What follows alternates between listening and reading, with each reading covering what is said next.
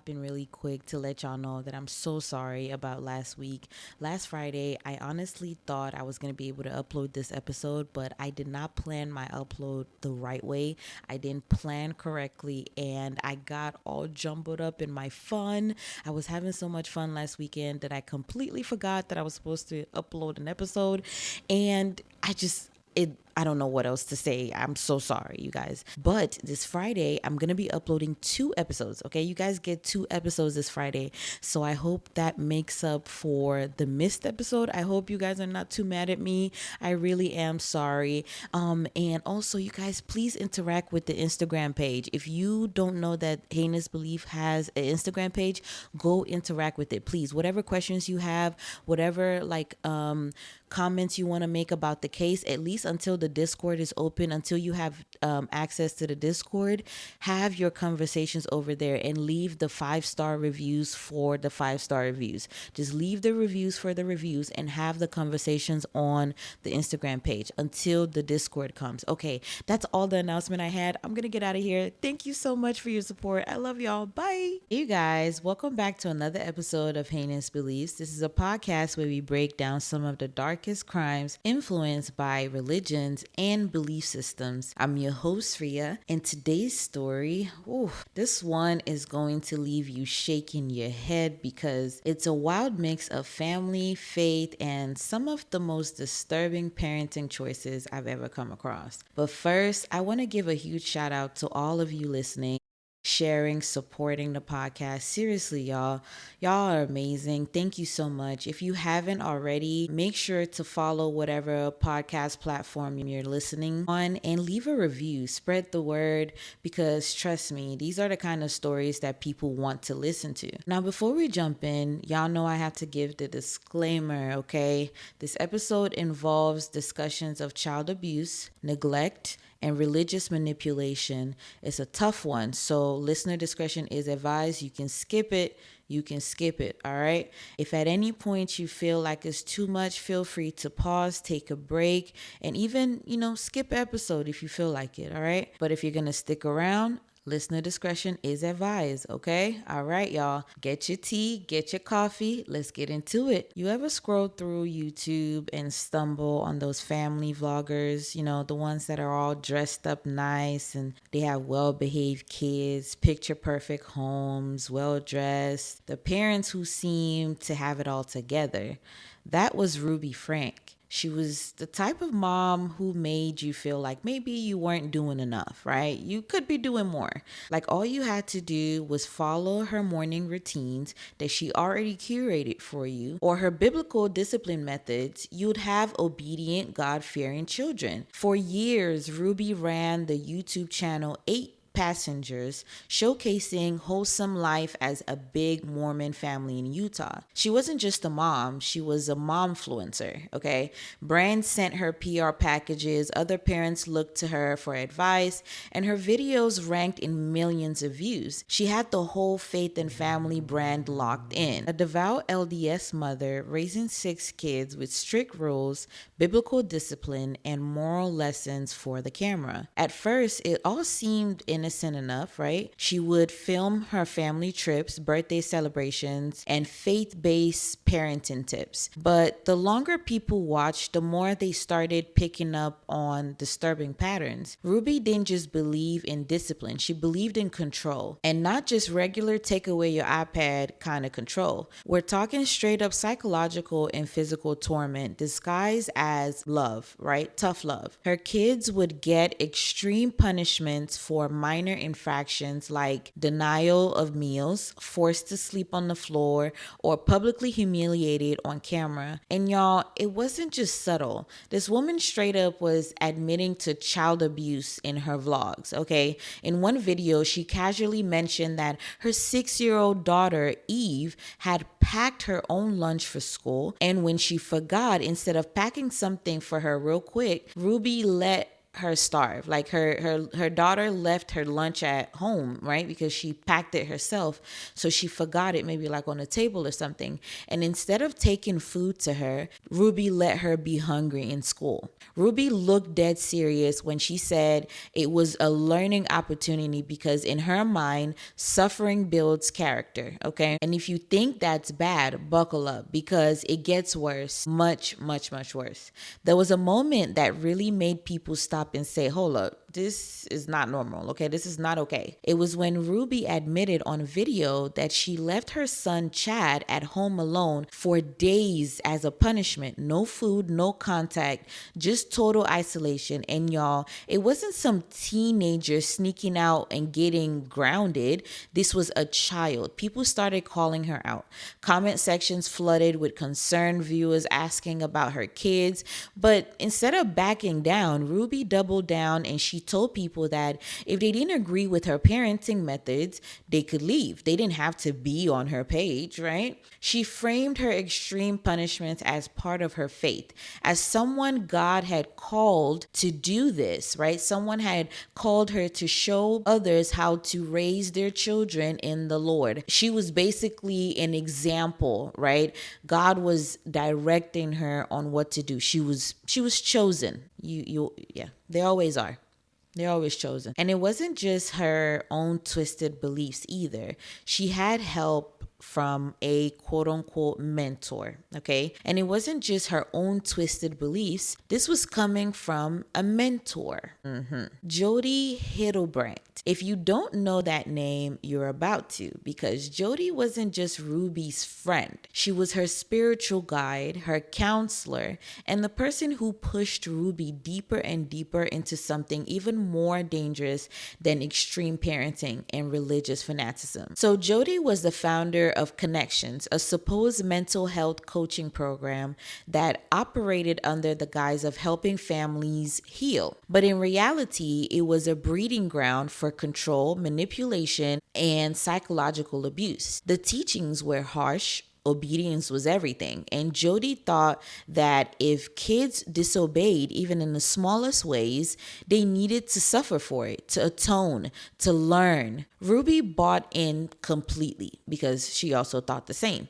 She wasn't just a strict mom anymore. She was a soldier in Jodi's twisted army. Over time, she cut herself off from anyone who didn't align with Jodi's teachings. Isolation. Her husband, Kevin Franke, was pushed out of the picture. Her older children who started resisting, they were labeled as wicked and manipulative for questioning her authority. By the time 2023 rolled around, Ruby and Jodi had created their own little cult-like bubble, one where suffering was seen as a path to righteousness and where abuse was disguised as discipline. And soon it would all come crashing down. Now let's talk about Connections. This was Jodi's coaching program, quote unquote, right? It's supposed to be for mental health. So Jodi's coaching program is almost insulting to actual life coaches because this was straight up indoctrination, repackaged as self-improvement. Jodi had convinced people, mainly struggling parents, that she had the key to fixing their wayward children. And her method, extreme discipline, fear, control, and obedience at all costs. Jodi wasn't just offering parenting advice. She was promoting a twisted, ultra-conservative Mormon adjacent ideology that saw sin and evil lurking everywhere, okay? Everything was evil. Anything that questioned her belief or what she and Jodi were talking about was evil and wicked everywhere. Everywhere she looked, even her own kids. To her, kids weren't innocent. They were manipulative, deceitful, and in constant need of correction. And correction in her eyes meant breaking them down mentally, emotionally, and even physically. She preached that children, yes, even toddlers, toddlers were fully responsible for their own suffering. If they were struggling, if they cried, if they acted out in any way, it wasn't because they were children learning how to navigate the world. It was because they were defying their parents, by extension, defying God. So Jodi thought that parents should never comfort their children when they're in distress, that showing them kindness would enable manipulation. She also thought that children needed to earn their parents' love, not just receive it unconditionally, because they don't deserve that, right? Of course not. And the way to earn it was absolute obedience. No mistakes, no back talk, no emotions that Jodi deemed unacceptable. Otherwise, they needed to be punished harshly. And Ruby, she didn't just agree, she became one of Jodi's most devoted followers. And the only way to earn it was absolute obedience, no mistakes, no back talk, no emotions that Jodi deemed unacceptable. Otherwise, they needed to be punished harshly. Evan Frank was labeled as weak because he wasn't fully on board with the whole harsh punishment thing,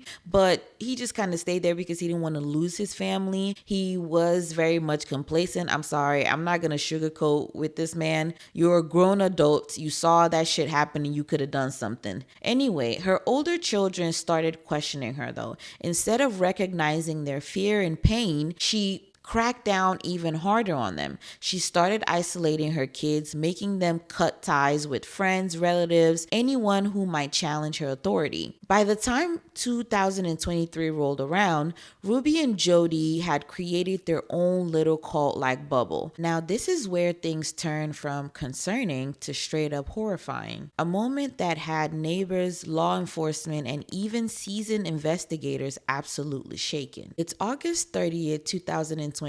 It's a quiet, scorching morning in Ivins, Utah, a small town where people don't expect to wake up to a horror story. But that day, something unimaginable happened. A frail, malnourished 12-year-old boy who was so weak he could barely stand somehow managed to escape from his house of nightmares. His body was so bruised up, his ribs were protruding from his skin. He was starving. Worst of all, his ankles and wrists were wrapped in duct tape, evidence that this wasn't just neglect, this was captivity. Desperate and disoriented, this little boy stumbled down the street until he reached a neighbor's door. He knocked and begged for food and water. Can you imagine that moment? A child so desperate, so weak, and willing to put his faith in the hands of a complete stranger just to sip some water. I'm sorry, beliefs are never gonna make sense to me. The neighbor takes one look at him and immediately panics, okay? This kid isn't just hungry, he's on the verge of death. They don't waste a second. 911 is called, and when police arrive inside the home, law enforcement discovered another child, just as abused as the other one. Open wounds all over their bodies. Their small frame show clear signs of long-term physical torture. The house wasn't just a home, it was a prison. No food, no basic necessity, only suffering. And whose house was it? Jodi's house. Turns out Ruby had left two of her children with Jodi for disciplinary reasons. And when I say disciplinary, I don't mean grounding them or taking away their privileges. I mean full-blown sadistic torture. Investigators later pieced together a gut-wrenching timeline.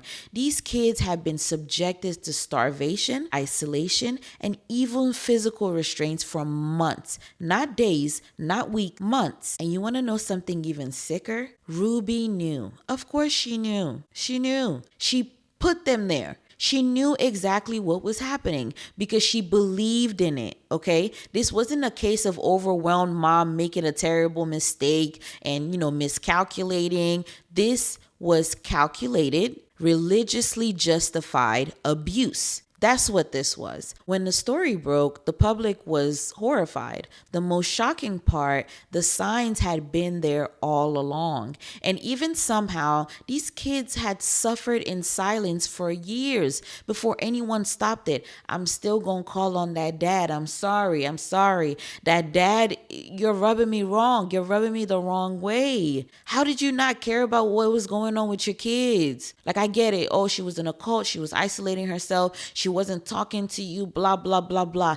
All you got to do is take your kids and move the fuck on, sir. Take your kids and go. Because when she took these two kids from you, you didn't die. You didn't care. You didn't go look for them. You did not die. Right? Y'all, I watched the interview and I'm sorry, but I don't want to victim blame this man. I really don't. But in that interview, he said she used his family against him and he just didn't want to lose his family, blah, blah, blah. I get it. But she took two of your children away from you. Two. What were you doing? It doesn't seem like that really bothered you, right? Because you're saying you know that she was already doing this to these children while you're living with her, while you're communing with her, while you live in the same home. And when she takes them away and doesn't bring them back for weeks, you don't say anything. I'm so confused. At least you didn't do enough. I'm going to say it blatantly. You did not do enough for those children. Because baby girl, I will crawl on gravel if I did not know where my daughter was. I will crawl on concrete floors if I needed to do that to go find my kids. I don't care what you're talking about, where you think you took them for disciplinary nonsense. This is crazy. You should have went to go find those children. And I said what I said. You should have went to go find them. You should have done more. Okay? That's it. So the question remains though, how many other children right now are living through the same nightmare? Behind the scenes, behind closed doors, people who claim to be doing quote unquote God's work. When Ruby Franke was arrested, she showed no remorse, not a shed of guilt, no tears, no breakdown. No, I can't believe this happened, nothing. Instead, she doubled down on what she did. When officers questioned her about the abuse, she straight up justified that shit, claiming her kids needed to be corrected and that it was God's will. Imagine that. This woman is in cuffs. Her kids are fighting for their lives and she's sitting there acting like she did nothing. This was God's work. And Jodi, same energy, not a flicker of shame. She had this airy, almost smug attitude and like she truly believed that she was a victim in this, okay?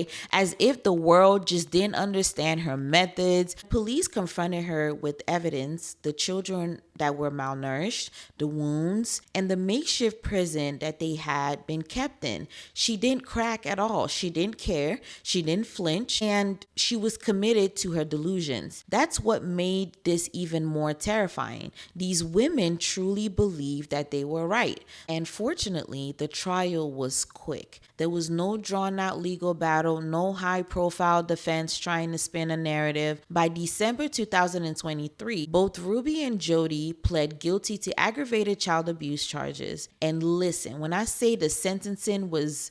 These kinds of cases usually end up with a slap on the wrist, okay? Maybe a few years in prison, parole, probation, but this judge was not playing with this girl, okay? They were sentenced to 4 consecutive prison terms, up to 30 years each, meaning they were looking at spending decades behind bars. I'm okay with that. The system actually got this one right this time, okay? And honestly, good. I'm okay with it, like I said, because these weren't just bad moms making poor choices. They were calculated, they were cruel, and they hid behind religion to justify it. But the backlash did not stop there. The people that followed them on 8 Passengers were horrified, questioning how they ever supported Ruby in the first place. Old clips resurfacing, videos where people, used to brush off some things, strict parenting, blah, blah, blah. People just, didn't really read too much into it. Now, they look like evidence. Reddit and TikTok blew up with deep dives, breaking down every single red flag. And yeah, they all were ignored earlier before all of this came out. If that little boy did not come out of that house, I don't even want to think about it. If that boy did not come out of that house, yeah, no one will be looking at any of these videos because, yeah. And then there was the question of Kevin Frank, Ruby's husband. Where was he in all of this? Did he know? Was he complacent? Or was he just another victim of Jodi's brainwashing? He claimed he had no idea what was happening, that he was blindsided, but the internet was not buying it. I ain't buying it either. Okay. How do you live in a house where kids are being starved, beaten, isolated, and you just don't notice? Yeah, sure. Tell your mama, don't tell me. Even the Mormon church was put under a microscope. Even the Mormon church was put under a microscope. While they publicly distanced themselves, people started asking uncomfortable questions. How much did the LDS's teachings play into Ruby's mindset?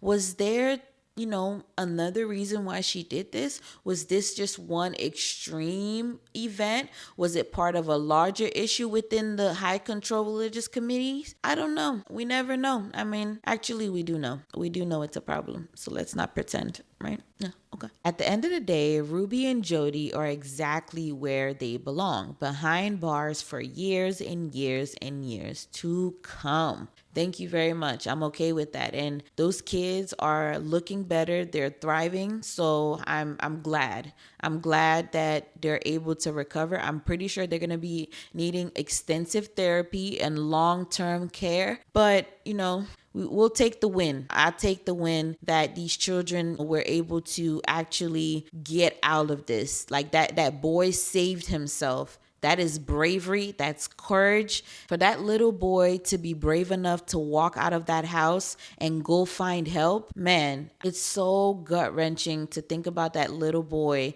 If he did not walk out of that door, if he did not come out of that house, what would have happened to them? Like, they were quite literally on the verge of death. So just maybe one more week, one more day. If he did not walk out of that door, I can't imagine. Anyway, y'all, what do y'all think about this case? What do y'all think about the dad? What is your opinion on that father? I want to know. Please, wherever you're listening, try to put it in the chat somewhere, or you can go on the Instagram page and look for the pictures for this episode and tell me what you think about their dad, because I'm still so confused. How did you live in that condition and do nothing? Because you weren't the one being beaten and all of that. I mean, I guess maybe if he was getting, I don't know, man. I'm sorry.